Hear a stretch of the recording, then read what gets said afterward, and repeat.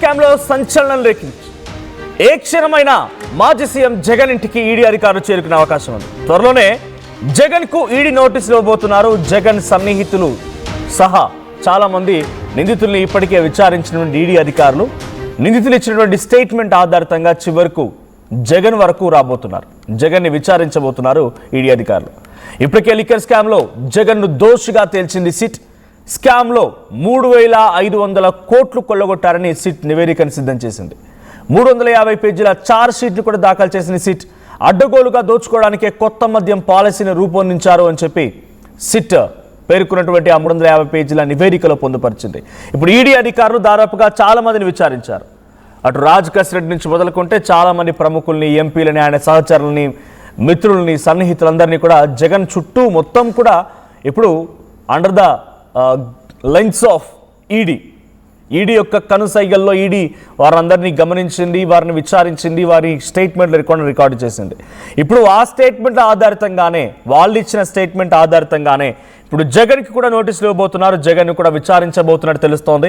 So మరిన్ని detailed updates మా AP input editor Krishnamohan ఇస్తారు. కృష్ణమోహన్, జగన్కి కూడా ఆయన ఇంటికి కూడా ఈడీ తలుపు తట్టబోతోంది. ఈడీ నోటీసులు రాబోతున్నాయి, విచారించడానికి సిద్ధంగా ఉన్నారు. సో ఏంటి జగన్ పేరును ఏ స్టేట్మెంట్లో ఎవరు చెప్పి ఉంటారు? ఆల్రెడీ దోషిగా తేల్చింది సిట్లో కూడా 350 పేజీల నివేదికలో కూడా సుమారుగా 3,500 కోట్లు కొల్లగొట్టారని చెప్పి ఒక నివేదిక వచ్చింది. కానీ ఈడీ ఎవరి స్టేట్మెంట్ ఇచ్చుంటారు? ఎంపీలా, లేకపోతే అందులో ఉన్నటువంటి A1గా ఉన్నటువంటి రాజకేశ్ రెడ్డియా? ఎవరు జగన్ పేరు బయటపెట్టుంటారు? ఇప్పుడు ఈడీ ఎంటర్ అయిందంటేనే దాంట్లో తప్పకుండా జగన్ భాగస్వామ్యం ఉంది, ఆ డబ్బులు కొల్లగొట్టి దాంట్లో అంటగా భావించాల్సి ఉంటుంది. సో ఏ రకంగా ముందుకెళ్ళబోతున్నారు? దీనిపై వైసీపీ రియాక్షన్స్ ఏంటి? అంటే బేసిక్ గా ఈ వ్యవహారంలో కొంత చర్చ అయితే జరుగుతుంది. కానీ ఇప్పుడు వరకు కూడా రాజకేశ్ రెడ్డి A1 కావచ్చు, లేకపోతే A2 కావచ్చు, వీళ్ళెవరు కూడా జగన్ పేరు చెప్పలేదు అనేది అందుతున్న సమాచారం. అయితే మరోవైపు A4గా ఉన్న అప్పుడు అధికారిగా పనిచేసిన తెలంగాణ అధికారిగా ఉన్న వ్యక్తులు కొందరు ఈ పేరు అసలుకి ఏంటి, అంతిమ లబ్ధిదారుడు ఎవరు అనే ఒక చర్చ ఏదైనా చెప్పారా లేదా అని. అంటే మనకు అందుతున్న సమాచారం ప్రకారం అయితే ఆంధ్రప్రదేశ్ మద్యం కోణంలో ఎన్ఫోర్స్మెంట్ డైరెక్టర్ అధికారులు కొంత సీఎం జగన్మోహన్ రెడ్డికి, మాజీ సీఎం జగన్మోహన్ రెడ్డికి ఈడీ నోటీసులు పంపిస్తారు, జారీ చేసే అవకాశం ఉంది. ఈ కేసులో ఈ అధికారులు ఇప్పటికే చాలా మంది కూడా పిలిపించారు, చాలా మందితో మాట్లాడిన సందర్భాలు కూడా ఉన్నాయి. అంటే నోటీసులు పంపించడం ఇవన్నీ పెద్ద ఇష్యూ కాదు. ఇప్పటికే చాలా మందికి 500 మందికి కూడా గతంలో నోటీసులు పంపించారు. ఆ నోటీసుల్లో భాగంగానే విజయవాడ ఎంపీ మిసెస్ కు నోటీసులు పంపించారు. దాని మీద ఆయన కూడా వివరణ ఇచ్చే ప్రయత్నం చేశారు. నా కంపెనీతో భాగంగానే నోటీసులు వచ్చాయని చెప్పి ఆయన కూడా చెప్పే ప్రయత్నం. ఓకే, నోటీసులు రావడం వల్ల లేకపోతే వెంటనే దానివల్ల దానికి సంబంధించిన అధికారులు లేకపోతే వాళ్ళకు సంబంధించిన చార్టర్డ్ అకౌంట్స్, సిఏలో వాళ్ళు వెళ్ళి ఈ వ్యవహారాన్ని తీసుకుంటారు. అయితే అసలు ఇది ఎంతవరకు వెళ్ళబోతుంది అనేది కొంత ఇంట్రెస్టింగ్ గానే ఉంది. అంటే ఇటీవల కాలంలో ఈడీ కొంత స్పీడ్ గా రియాక్ట్ అవుతుంది, చాలా యాక్టివ్ గా రియాక్ట్ అవుతుంది. వరుసగా హైదరాబాద్ లో చాలా మంది అప్పుడు పనిచేసిన వ్యక్తుల్ని, లేదు దీంట్లో ఉన్న వాళ్ళందరినీ కూడా పిలిచి విచారిస్తున్న పరిస్థితులు అయితే మనం చూస్తున్నాం. దాదాపుగా ఇప్పటికే 350 పేజీల అభియోగ పత్రం కూడా దాఖలు చేసిన పరిస్థితి అయితే కనపడుతుంది.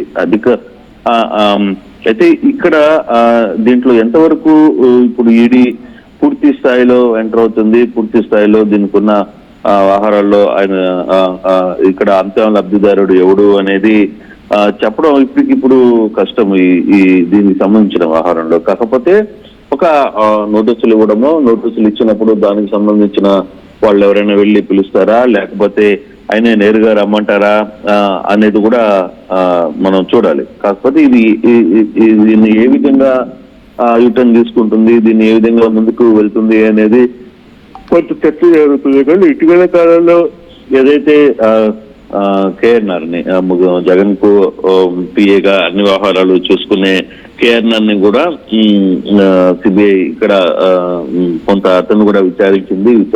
అతనితో పాటు మరికొంతమంది వ్యక్తులను కూడా శివశంకర్ రెడ్డిని కావచ్చు, లేకపోతే కొందరు కూడా విచారించిన పరిస్థితి అయితే ఉంది.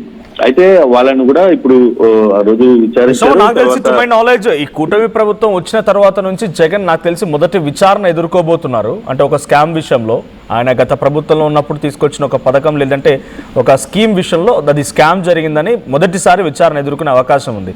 దీనిపైన వైసీపీ నేతల రియాక్షన్ ఏంటి? అంటే చాలా వరకు ఆయన కింద మంత్రివర్గంలో ఉన్నటువంటి వ్యక్తుల్లో అంబటి రాంబాబు కానీ, తర్వాత పేరు నాని కానీ, వీళ్ళంతా వంశీ, తర్వాత అందరూ దాదాపుగా కేసులు ఎదుర్కొన్నారు, జైలుకు వెళ్ళారు, కాకానితో సహా వారంతా జైలు జీవితం గడిపారు, బయటకు వచ్చారు. ఇప్పుడు డైరెక్ట్గా బిగ్ బాస్ని కొట్టబోతున్నారు. డెఫినెట్గా ఆయన స్కామ్లో ఇన్వాల్వ్ అయ్యారనే రకంగా ఛార్జ్ షీట్లో ఉంది కాబట్టి. సో డైరెక్ట్ జగన్కే ఈడీ నోటీస్ అనేటువంటి ఈ వార్తతో వైసీపీ నేతల రియాక్షన్స్ ఏంటి? అంటే ఇది నోటీసులు రావడమా లేదు ఇంకా ఈ వ్యవహారం అది ఇప్పటికీ చాలా మంది ఈ కేసులో దాదాపుగా 42 మంది కేసులో ఉంటే A1 గా ఉన్న రాజశేఖర రెడ్డి కావచ్చు, తర్వాత A2 తర్వాత A4 గా ఉన్న మిథున్ రెడ్డి కావచ్చు, లేదు విజయసాయి రెడ్డి A5 గా ఉన్నారు, తర్వాత గోవింద్ బాలాజీ A33 గా ఉన్నారు. ఇట్లా వీళ్ళందరినీ కూడా ఆల్మోస్ట్ వాళ్ళు ఇప్పటికే అంటే ధనంజయ రెడ్డి, తర్వాత కృష్ణమోహన్ రెడ్డి, చెవిరెడ్డి భాస్కర్ రెడ్డి, వీళ్ళందరినీ కూడా ఇప్పటికే అరెస్ట్ చేసి జైల్లో కూడా పెట్టిన పరిస్థితులకు మనం చూసాం. వీళ్ళందరినీ అప్పుడు విచారణలో ఉన్న అధికారి కూడా ఆయన కూడా ఇటీవల కాలంలో ఈడీ పిలిపించి మాట్లాడిన పరిస్థితి, A2గా ఉన్న వ్యక్తిని కూడా తీసుకుని వచ్చి పిలిచిన పరిస్థితి అయితే దీంట్లో మనకుంది. అయితే ఇప్పుడు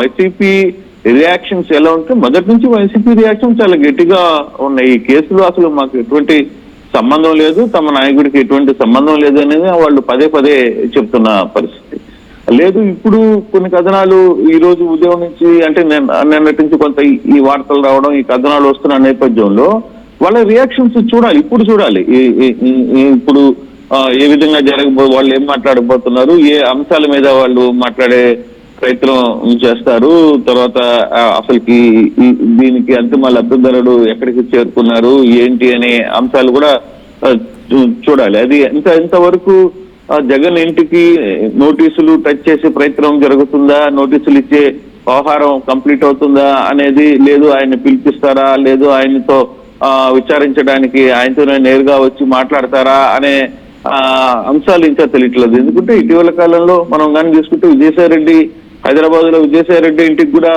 ఈడీ అధికారులు కొంతమంది అధికారులు వెళ్ళినప్పుడు ఆయన కూడా బయటకు వచ్చి డైరెక్ట్ గట్టిగా చెప్పారు ఇది అంతా చంద్రబాబు కుట్ర అని కూడా ఆయన మాట్లాడిన సందర్భం కూడా మనం చూసాం. అంటే ఈక్వేషన్స్ వాళ్ళకుంటే ఎవరు చెప్పాల్సిన స్టేట్మెంట్స్ వాళ్ళు ఇస్తుంటారు. దీంట్లో ప్రభుత్వం చేస్తుందా లేకపోతే ఇంకోటి చేస్తుందా. కానీ ఈ కేసు అయితే దాదాపుగా 3,500 కోట్లకు సంబంధించిన ఈ లిక్కర్ స్కామ్ కేసు ఇది. ఈ కేసుకు సంబంధించి ఏ విధంగా నడవబోతుంది అంటే ఇప్పటికే దాదాపుగా 42 మీద కేసులు పెట్టారు, దాదాపుగా 11-12 మంది జైల్లో ఉన్నారు.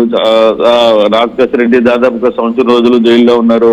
6 నెలల పాటు మన చెవిరెడ్డి భాస్కర్ రెడ్డి అక్కడ ఉన్న పరిస్థితి అయితే మనం చూసాం. తర్వాత మిథున్ రెడ్డి ఎంపీని అరెస్ట్ చేసిన సందర్భాలు చూసాం.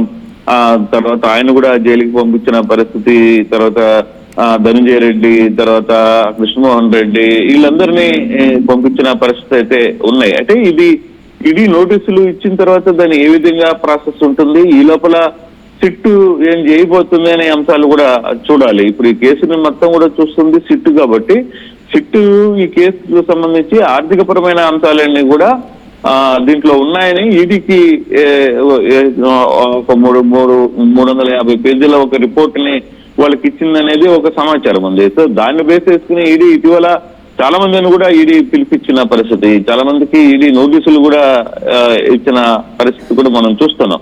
సో దీంట్లో ఎవరెవరికైతే ట్రాన్సాక్షన్స్ జరిగాయో వాళ్ళందరికీ కూడా నోటీసులు ఇచ్చారు. దాదాపుగా నిన్న విజయవాడ ఎంపీ కూడా క్లియర్ గా మాట్లాడుతూ 500 మందికి పైగా నోటీసులు ఇచ్చిన నేపథ్యం అయితే ఉంది. దాంట్లో మాది కూడా ఒక ట్రాన్సాక్షన్ ఉంది, అందుకోసం మాకు కూడా నోటీసులు ఇచ్చారు, మా మనుషులు వెళ్ళి ఆ జరిగిన ట్రాన్సాక్షన్ గురించి చెప్తారు అనేది వాళ్ళు చెప్పిన పరిస్థితి. ఒకటి మనది ఇక్కడ 3,500 కోట్ల రూపాయలకు సంబంధించిన స్కామ్ లో, ఈ స్కామ్ లో నేరుగా వసూలు చేయడం, లేదు ఈ డబ్బుని ఇంకొకరు వేరే వాళ్ళకి ఇవ్వడం, లేదు అంతిమ లబ్ధిదారికి ఇంట్లో పెట్టడం, అట్లాంటివి చాలా వరకు జరగవు. ఎందుకంటే ఈ ఆర్థిక వ్యవహారాలన్నీ కూడా భారతీ సిమెంట్ డైరెక్టర్ గోవిందప్ప బాలాజీకి కూడా ఆయన్ని మొదటిగా తీసుకుని వచ్చారు. సో అతన్ని ఏ 33లుగా ఉంచి ఆయన్ని అరెస్ట్ చేసిన పరిస్థితి కూడా మనం చూడొచ్చు.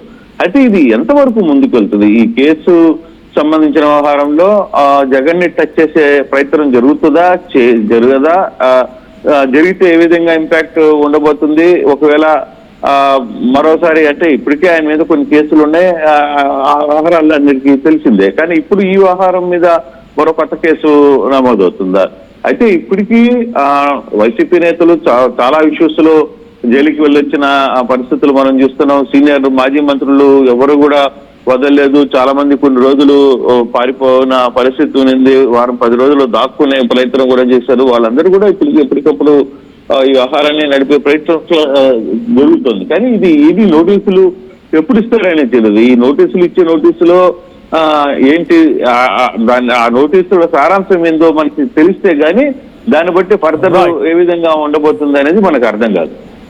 Thank you Krishna Mohan. మొత్తంగా జగన్ ఇంటి తలుపు తట్టబోతున్నారు ఈడీ అధికారులు. జగన్ ని కూడా ఈ లిక్కర్ స్కామ్ లో విచారించే అవకాశం ఉంది. ఇప్పటికే సిట్ 350 పేజీల నివేదికని సిద్ధం చేసింది, ఒక ఛార్జ్షీట్ సిద్ధం చేసింది. దాంట్లో జగన్ ని దోషిగా తేల్చింది. ఇప్పుడు ఈడీ అధికారులు గతంలో విచారించినటువంటి పలువురు జగన్ సన్నిహితులు, అనుచరులు, ఆయన దగ్గర ఉన్నటువంటి ఎంపీలు, ఎమ్మెల్యేలు కొంతమంది ఎవరైతే లిక్కర్ స్కామ్ ఆరోపణలు ఎదుర్కొంటున్నారో వారి విచారణ తర్వాత వారి స్టేట్మెంట్ ఆధారితంగా ఇప్పుడు జగన్కి కూడా నోటీసులు జారీ చేసి విచారించే అవకాశం ఉంది. ఈ కూటమి ప్రభుత్వం ఏర్పాటైన తర్వాత నాకు తెలిసి బహుశా ఒక స్కామ్ విషయంలో జగన్ మొదటిసారిగా ఈడీ తలుపు తట్టబోతోంది. మరి ఏం జరిగిద్ది, వైసీపీ నేతల రియాక్షన్స్ ఏంటో